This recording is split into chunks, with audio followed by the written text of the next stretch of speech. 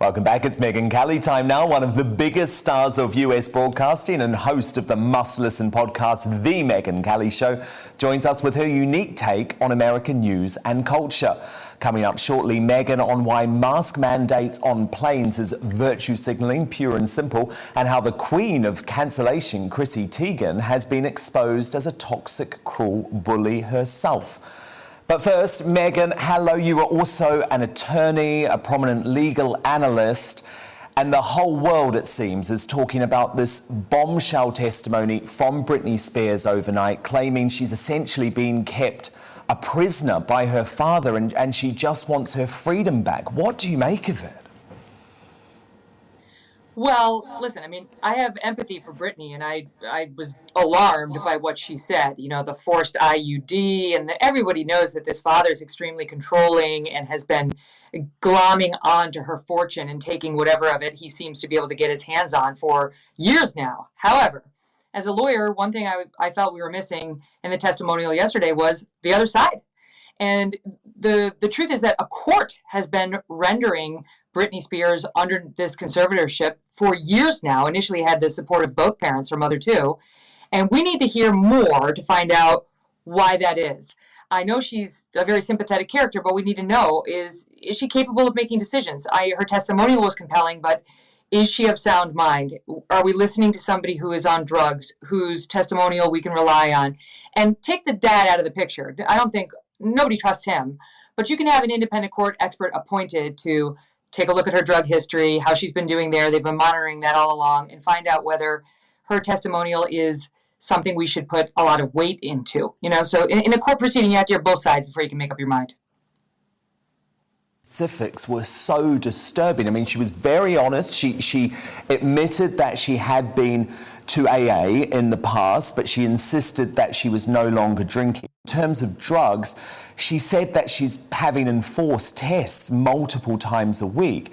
And it was just really hard for me to rationalize that with the fact this is a woman who is still being used essentially by her father to bring in millions and millions of bucks to perform in Vegas on a residency. My feeling, Megyn, is if she is capable of doing that, surely she's capable of being in control of her own life. You would think so. I mean, they talked about how she made $138 million on this one tour. Her dad was getting something like $16,000 a month just to manage part of it for her. I mean, he's made out pretty well off of his daughter. But she also had a very public meltdown back in 2008. She was on drugs. There's a question about what kind of drugs she was using. She claimed they'd forced lithium on her and that she was being monitored by medical professionals. We don't know whether that's true, okay? She said it, but we don't know. And there are lawyers involved on the other side who are going to be able, and the court's been monitoring this all along. So it's strange to think there's just this diabolical judge who approved all of this. But I think it was good that we heard from her directly, and now I bet that dad's going to be out of the picture in no time. He's already been removed as the finance guy for her. Bessemer Trust, which is a very trustworthy bank here in the United States, is managing her money. That's good. The father should have nothing to do with the management of Britney, because I think it's been established that he's obviously compromised. She can't stand him. So he's got to be removed. But keep an open mind, because we are not yet sure whether we're dealing with a reliable person in her testimonial. No, I do understand that, Megyn, but for me, the reason that I felt like I believed everything she was saying is because I actually met up with Britney backstage during that 2018 tour when it came to London. And she was just so sad. She did not want to be there, Megyn. And to me, I just can't understand why her own management were threatening to sue her if she pulled out of the tour, because that certainly doesn't look to me like they're putting her mental health first. It looks like they're putting the moolah and the big bucks first. Mm-hmm. Well, I mean, the management is a different story, right? Like, she strikes a deal with them and agrees to do this tour. They want to get their money's worth. They're not her fiduciary. They're not looking after her in the way of court. But the dad is meant to be. They're just looking to get the bang for their buck. But the dad ought to be. And the dad has lost the credibility and the trust of even just the public. I don't know how he hasn't lost the credibility and trust of the court. He should be out of this entirely. He's a complicating factor that we don't need. And where's the mother in all of this, too? She said, "Oh, I'm concerned." You are? Great. Welcome to the party. We're all concerned. It just seems very heavy-handed, right? If what she said is true, it makes you wonder whether we're still living in America. How can a court be controlling every aspect of this young woman's life? There are a lot of people who are on drugs. There are a lot of people who misspend their money. There are a lot of people who are substance abusers who don't have this kind of control over them. But again, we don't know the whole story. No, but she wants control of her life. I think she should be given that opportunity now. I really do. But look, Megyn, I want to talk to you about masks, because I know you've been traveling a bit around the US, and masks are becoming a big issue here as well. We actually had some positive progress today with 2 senior government ministers saying that after July the 19th, they didn't want to wear masks, and they don't want there to be a legal requirement for masks. But there's a lot of virtue signaling going on with it, isn't there? Because you were forced to wear a mask on a plane, I believe, this week, even though you didn't have to wear a mask in other parts of the state. Yeah, so you remember last week when we chatted, when you launched, I was in Disney with my family in Florida. No masks. We thankfully, Disney removed the mask mandate. Florida hasn't had the mask mandate in a while. And I went home to New York State, which finally has lifted the mask mandate. But in between those 2 states, while riding on Delta Airlines and in the airport, thanks to our transportation secretary, Pete Buttigieg, who knows very little about how to run transportation, but he apparently ran a small city in Indiana. So now he's running the airline industry, among others, has mandated that we all have to have masks on. And not just masks on the plane or masks in the airport, but a specific mandate that you have to have your mask pulled up in between sips and bites. So you can have your glass of wine, you can have your little pretzels, but in between, you gotta pull it up and down. It's absurd. This is doing nothing. I don't know who this is making feel better about safety, but my potential germs are out there just as much if I don't pull it up in between the sips as if I do. And I do think it's about virtue signaling at this point. He said it's a matter of respect for the workers. Well, what are you talking about? We're walking around in grocery stores here with no masks on now. And by the way, the transmission rate on airplanes, according to all the data, is nil. So this isn't about respect. This is about proving what good people we are. And him leaning into what's happened here, which I think has happened there too, which is if you wear the mask, you're anti-Trump, you're anti-Republican, you're pro-science, even though the science doesn't support the wearing of the masks anymore. And if you take it off, you're some freewheeling, I don't care about anybody but myself, Republican who, is one step away from wearing a MAGA hat everywhere. It's baloney. We don't need to wear them anymore. It's over. As I said last week, we did our part. The masks should come off. They've been off in Texas for months. The death rate down there has been 0. It's time to admit reality that the pandemic, while not entirely over, is past its peak point, and that the masks were arguable from the beginning about whether they did anything much. Indeed. And the vulnerable are vaccinated if they want to be vaccinated, which is a choice. It's a choice. And just like people have a choice to be vaccinated, they should make a choice whether they can wear masks. That's how you protect yourself. Get vaccinated. I got vaccinated. I'm pro-vax. For me, I no judgment against those who don't, but I got a vaccination. That's why I feel safe. But let me tell you, out in Los Angeles, they just announced they're going to open up the school district, in September. And even vaccinated children have to be masked all day long. Are you kidding me? There's no way I'd be sending my kid to that school. Megyn, tell me about this New York mayoral race, because it was really shocking to me that the vast majority of the candidates want to defund the police. Is that right? In New York, the NYPD? What's going on? And is this the Democratic candidate? Yeah, so basically the Democratic primary is the mayoral race, because they're going to put a Democrat in there.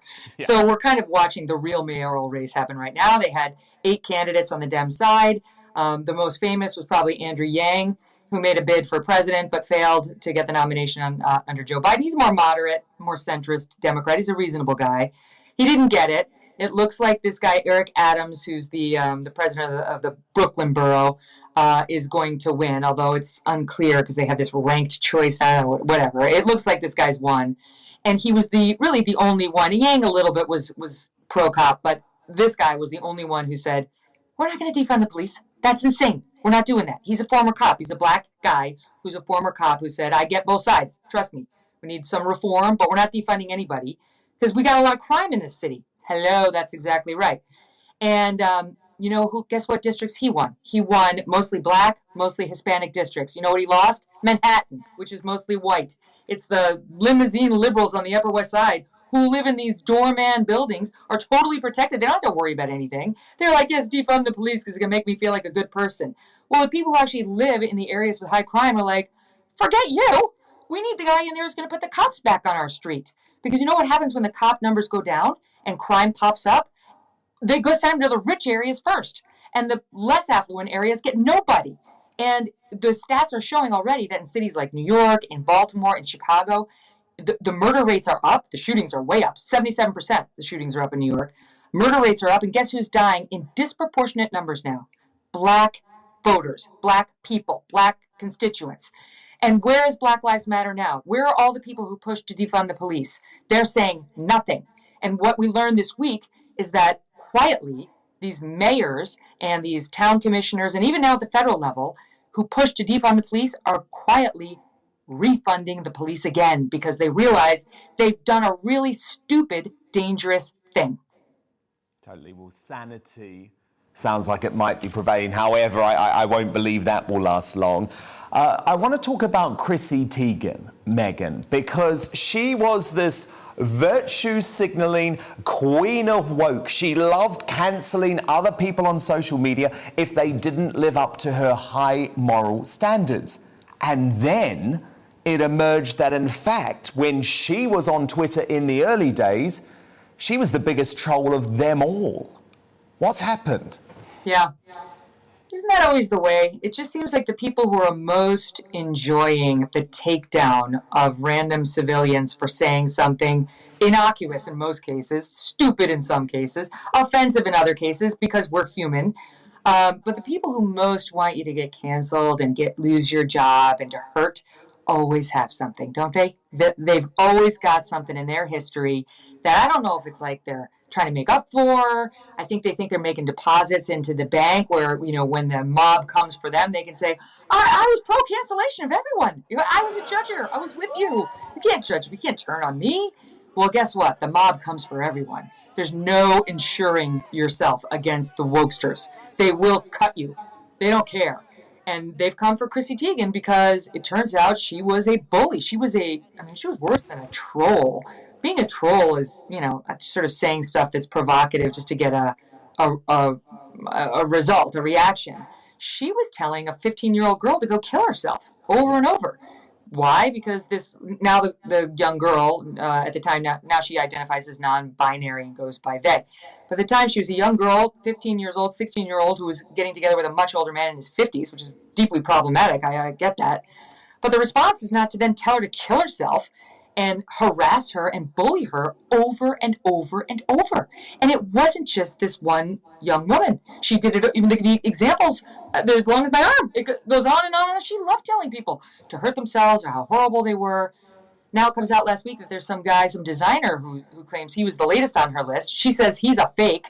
Who the hell knows? I can't keep track of But these there's people been and this their drama. big mea culpa now. Yeah, and there's been a big mea culpa from Chrissy Teigen. Yeah. But the issue I have with that, Megyn, because, obviously I rail against cancel culture. I don't like seeing anyone cancelled. But the issue I have with her is the hypocrisy, given she's led the charge for so many others to be cancelled and brought down and have their deals removed. So now it's happening to her. I just wonder if she'll realise that going after people for mistakes in their past is not the right way to deal with things on social media.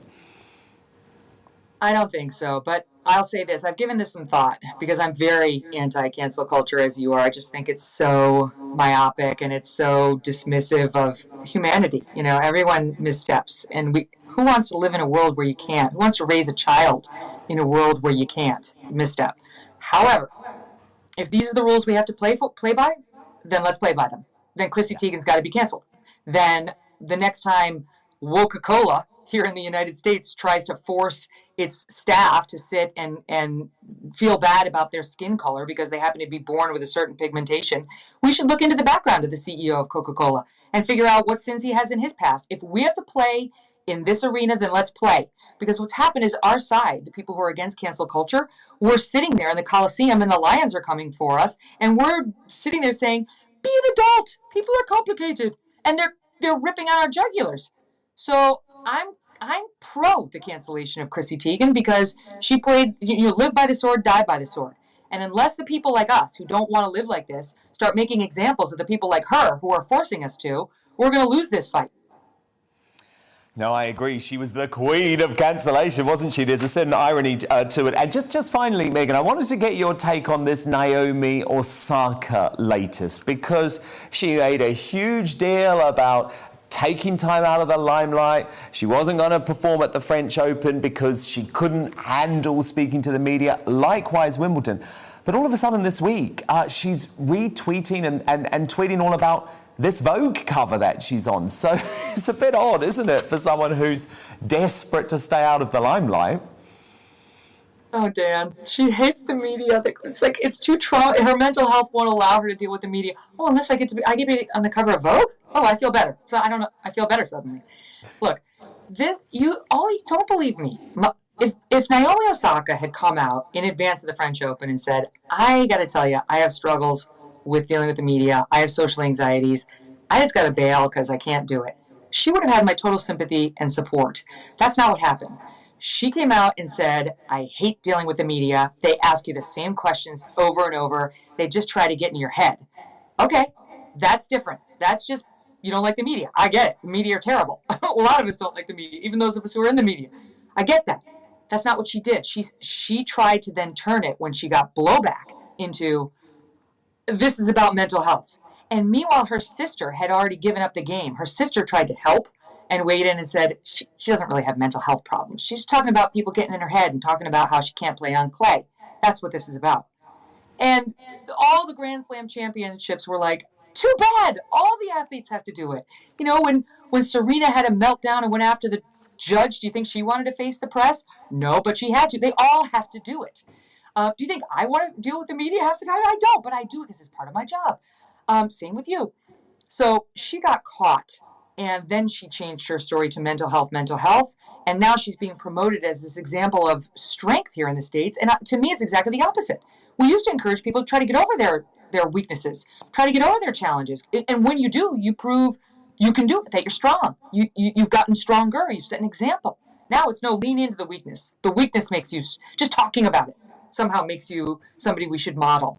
And in the midst of all this, she announces, hey, just popping up to let you know I'm on the cover of Vogue. Japan Vogue, and they're doing some big cover spread. I mean, I like, how stupid do people think we are? Like, she just doesn't want to be asked about her weaknesses. I get it, but be honest.